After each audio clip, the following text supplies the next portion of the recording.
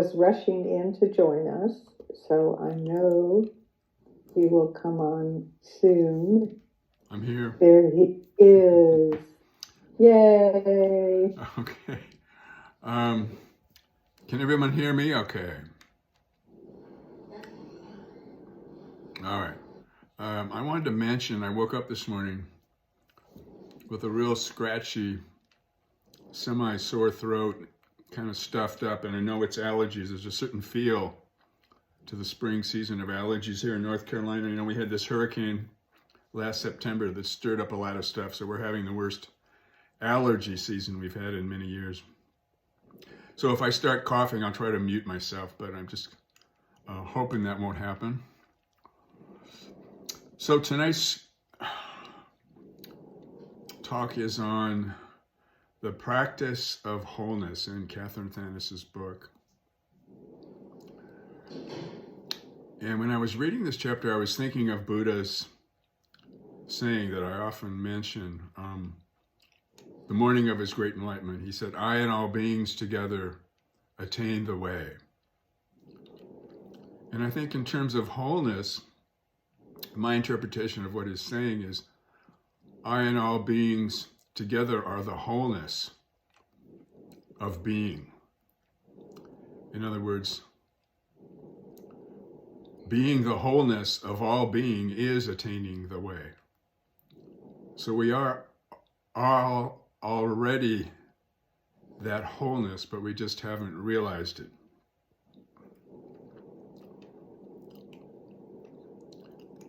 And we talk a lot about Buddha nature. I think another name for Buddha nature is I. After all, when Buddha said, "I and all beings together attain the way," he wasn't talking about himself as a separate body-mind, as a separate personality. He was talking about the I of all beings. And so what he means by that, is just the I we can experientially notice in our own lives. We always call ourselves I, I know my thoughts. I know pleasure. I know the outside world. I know the content of experience. So every moment of our lives, when we're 5 years old, 10, 15, up through 30s, 50s, some of us get to the 70s and on, we're always calling ourselves I. And this I remains unchanged, even though the flow of our experience, which we learn, studying the truth of impermanence, everything we're aware of, our thoughts, feelings, perceptions, are constantly in a flux, changing all the time. But the I of our awareness, the I of being present here and now, that we share with all beings, doesn't change, remains constant. So I thought I was reading a book that had an encounter with Yasutani Roshi with a student. And he was a Rinzai master who came from Japan, one of the first earliest Zen masters to teach here in America.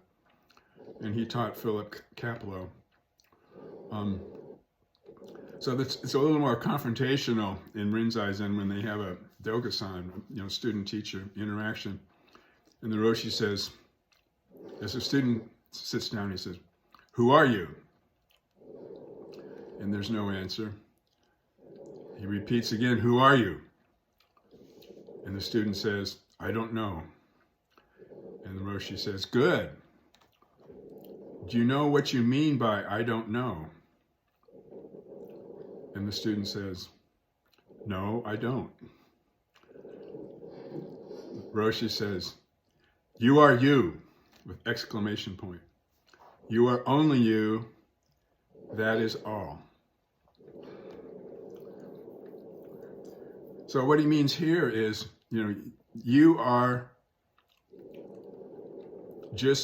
you just are, with no added concepts of who or what you are. You just are. And the student asks, "What did you mean by good?" when I answered, I don't know. And Roshi says, in the profoundest sense, we can know nothing. Meaning, in relation to the question of who are you, we don't know who or what we are, but we know that we are. It's self-evident that we are. And then the student says, yesterday when you told me you were going to ask me who I am, I concluded that I must have some answer prepared, so I thought of various responses, but just now when you asked, who are you, I couldn't think of a single thing. And the Roshi says, excellent. It shows your mind is emptied of all ideas. Now you can respond with your whole being, not just with your head. When I said I would ask you who you are, I didn't want you to reason out an answer, but only to penetrate deeper and deeper into yourself with, who am I? When you come to the sudden inner realization of your true nature, you will be able to respond instantly without reflection, and you will directly grasp reality.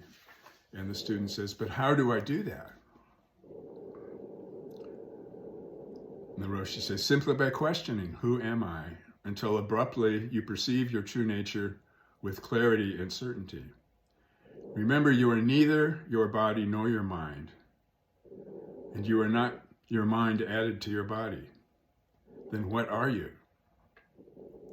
If you would grasp the real you and not merely a figment, you must constantly ask yourself, who am I, with absolute devotion. So when he says, if you would grasp the real you and not merely a figment, he means grasp the wholeness of yourself, grasp your whole self. So that's the teaching of Zen. We already are the wholeness of all being. Wholeness, I think of wholehearted inquiry into our being is the heart of the whole. You know, all experience is an expression of the whole being, of the whole of being.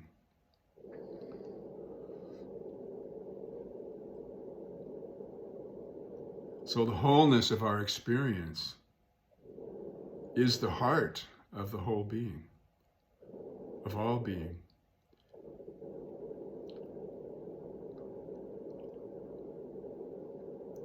So the Heart Sutra, you know, when it means by all things are expressions of emptiness, it means not perceivable, not describable. We don't know who or what. But fully alive, all things are expressions of this emptiness that we are.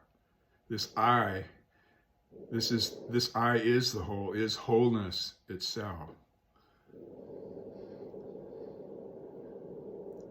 So Catherine here mentioned how Suzuki Roshi was expressing that wholeness of practice and not just ideas of practice. So, you know, to directly grasp reality, we need to get experiential feel for how this awareness is present before we think about it.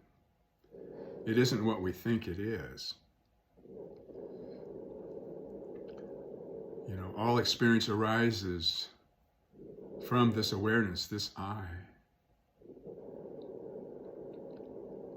It's always with us every moment of our life. And it's always an opportunity to experience that all of our experience arises within us.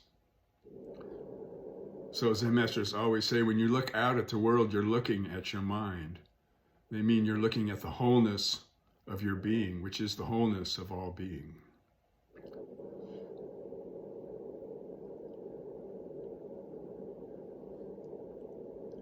So it's pretty obvious, you know, that we can notice that every experience we have, we are aware of it. In fact, before we're actually aware of it, awareness is present. You know, another way of asking the question is, has any experience ever manifested outside your awareness? Would it ever be possible for anyone to have an experience outside awareness? So the very definition of experience is the awareness of it. It's not the whole definition, but it's the fundamental definition.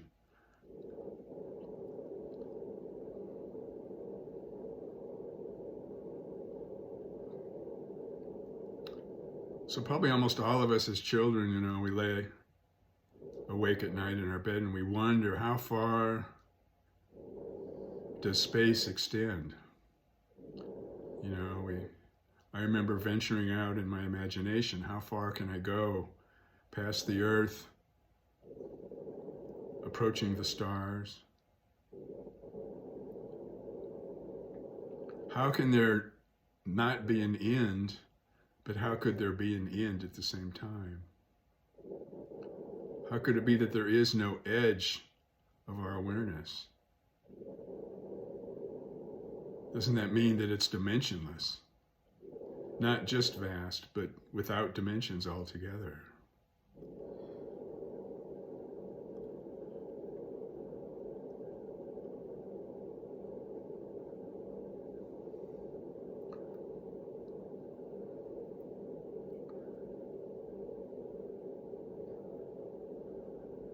So remembering traveling in our imagination and wondering how far space extends.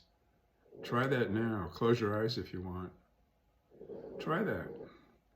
Venture with imagination to the edge of space, to the edge of awareness in which your experience appears, and see if you can find that edge.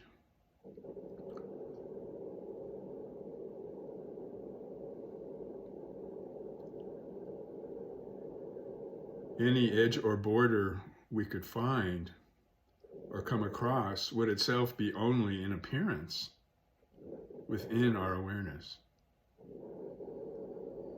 It wouldn't create an edge or create a boundary.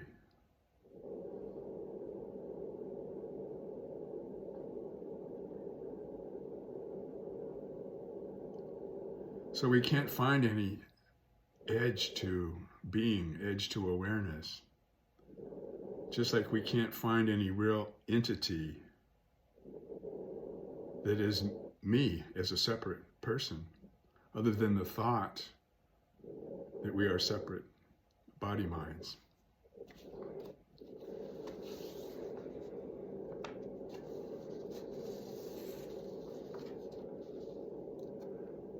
So when I say, see if you can find an edge to awareness, it's not like you are one thing and awareness is another thing. This whole being, which is awareness itself, never finds any limit to itself. We never find any limit to this I that is ourself, that we call ourself every moment.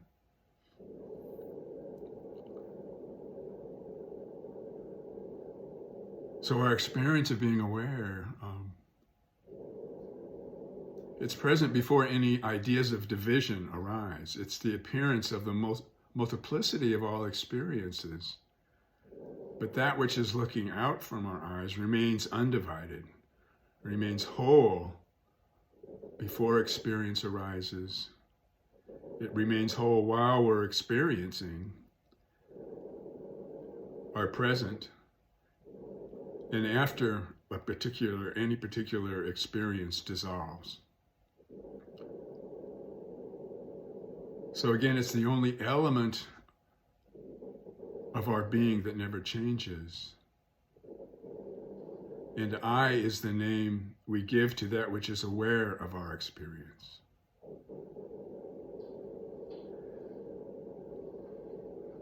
And what Maizumi Roshi said to me many years ago, he said, and what we are that never changes is what we are beyond all doubt.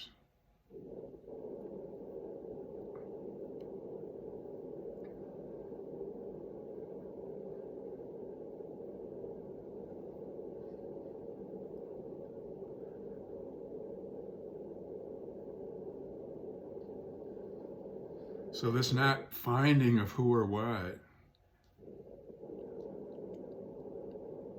You know, it is the finding. It's the finding of an aliveness that's not limited. It's finding that I that knows no divisions, that is here now, always, before any divisions arise. And we do have doubts about it. I still have doubts. Sometimes I don't feel comfortable talking about this, and I look at my doubt and I think, I'm doubting what I'm saying partly because I want people to believe me. But it's not something you can believe with your finite mind, so I'm kind of in a hole here. But we can open to that possibility, and intuitions begin to perk up, begin to kind of stick out. Maybe in a way they kind of poke through, our awareness, and like, oh, maybe my being isn't divided. Maybe we are all whole. Maybe it's not just it's not an incredibly extraordinary experience, although it can be that in comparison to how constricted we sometimes are and tied up in knots we are with our own self-preoccupations. But maybe it's just the realization that our being is complete by nature.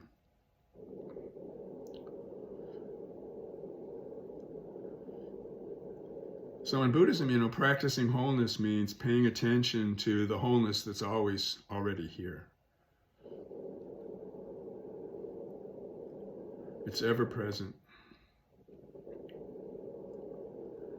And all we have to do is notice that we are. Some people, they'll say,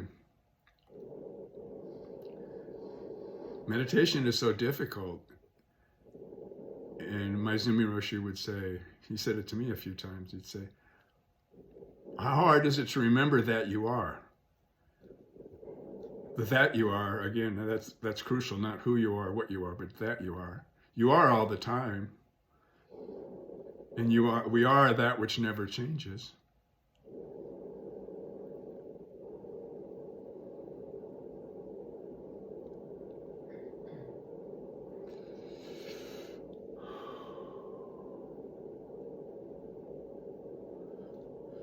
So for me, just the last few years have been recognizing how hard I've been on myself all these years in some ways. And responding with kindness, kindness at my doubts, kindness for, and, generous acceptance and loving my resistance to just being the wholeness here together with all of us.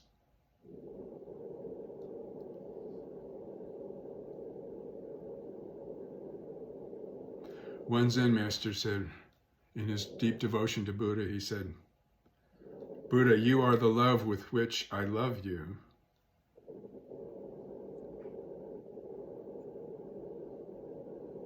So that, to me, that's sort of the expression,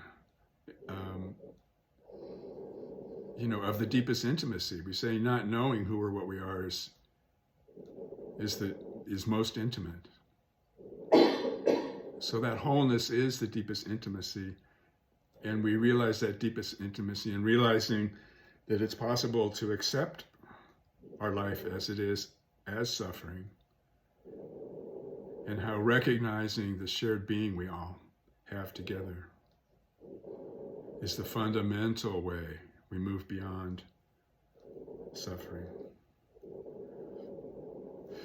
I had a short poem I wanted to read.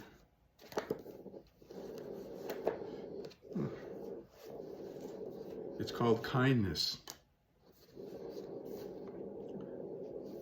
Like a mother's love for her newborn child, the most important thing in life is a soft, open heart that knows from beyond the confines of the mind that the universe is made of loving kindness. A great master was once asked, there are so many extraordinary spiritual experiences reported by so many people. How can we know which ones are actually real? And the master replied, you will know when it's perfectly clear to you that the immutable foundation of the experience is kindness.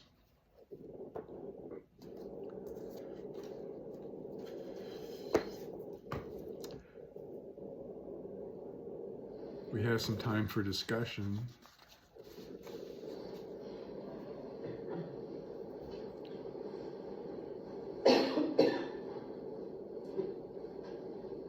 Thank you, Shiken. This was a challenging chapter for me to read, and until you got into your Teisho, I realized that I was relating to it intellectually, but now I just feel great joy. So I want to thank you for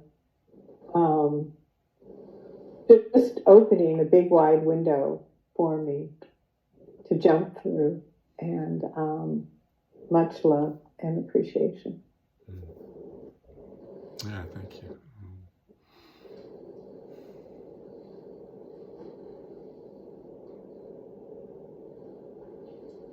Shiken, thank you for your talk. What stood out most for me in this chapter was actually the first line. When she said her teacher said that the only thing I have to give to you is the spirit of Zen. You have to do the rest of the work. And I think that's very true. And I think that I always think of the rest of the work, like Roshi Glassman said, to think of us being in an infinite circle. He would say that anything that you leave outside the circle is what will unseat you. So to just keep widening this circle of beings, of experiences, of thoughts, of ideas, is really what Zen asks us to do, really to open up and to include everything.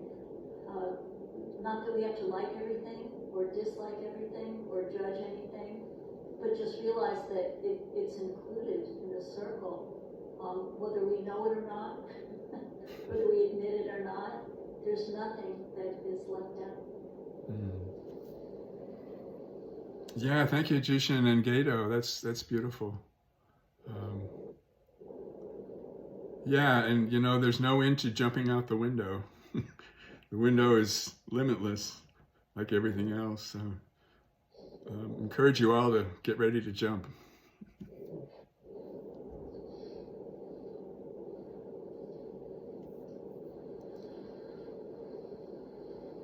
So I come here on Saturdays and Wednesdays. Saturdays are wonderful, right? Because it's kind of a refresh. You come here early Saturday mornings, not too many ideas, not holding too much about what's happened maybe during the week or about who you are. Really kind of just, Wednesdays are fascinating for me just because I usually walk in here right after work. And I come here not for more than several Wednesdays. And it's fascinating for me just to be able to kind of look back. And each Wednesday, it feels like it's a different person walking in, right? Depending on what the last meeting was like. It could have been an angry meeting, or it could have been a really good meeting that's kind of like, oh, I'm going to have a great career now, or it could be like, I'm going to lose my job tomorrow. Every day is different. Every Wednesday is different. But fascinating. You come to a place, right, where this teaching is so simple. It's not about grabbing some idea about even a Buddhist idea, right, of enlightenment. It's about really letting go of everything, right? And it's kind of hard, but the practice is very simple, right? You sit, we're all sitting, maybe some on chair.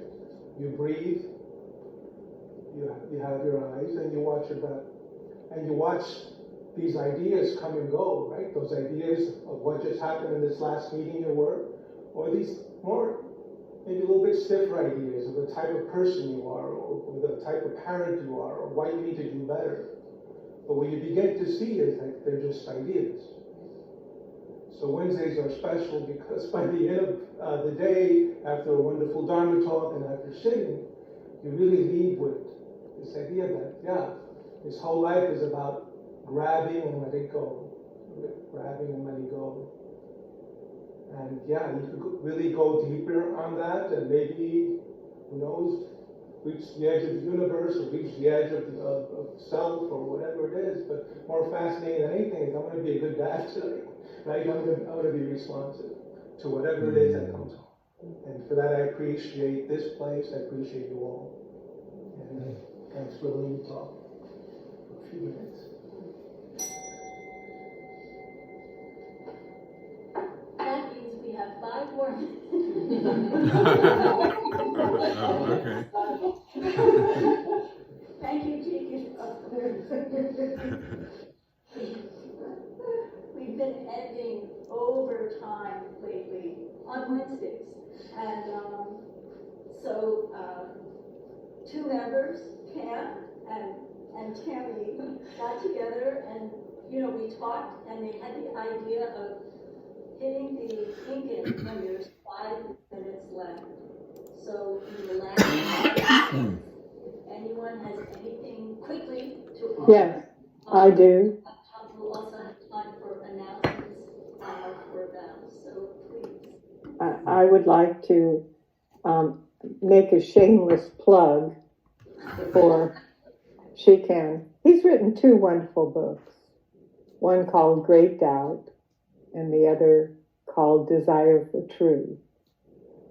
So if you're interested in diving deeper into what he has learned and what he's so generous with sharing, I recommend them. And secondly, he has a podcast. And I was just going to ask Shikan, did you record this talk in case? Actually, I did record it, but it won't show any of you, and your voices won't be recognized. No. I know, but you will eventually put it up on your... Yeah, I will. Actually, it's not really a podcast. I help facilitate numerous groups that I guess have sort of become discussion groups, and sometimes I'm the speaker, and sometimes I'm not in some of these groups. And then it's on a YouTube channel, youtube.com at Omahawk2 or something like that. Well, when you have time to think about it, if you could just pop me an email, and in case, I personally would like to hear this again.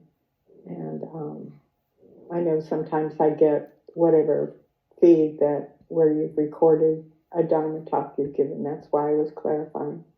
I'm sorry for taking up the 5 minutes. No, I was going to just add that a good friend of mine who lives next door to me in a field named Barney, he's a donkey, and I put some Barney videos on my YouTube channel, and now it's pretty popular, so he's spreading the Dharma. Okay. Thank you. Sorry, Gabe.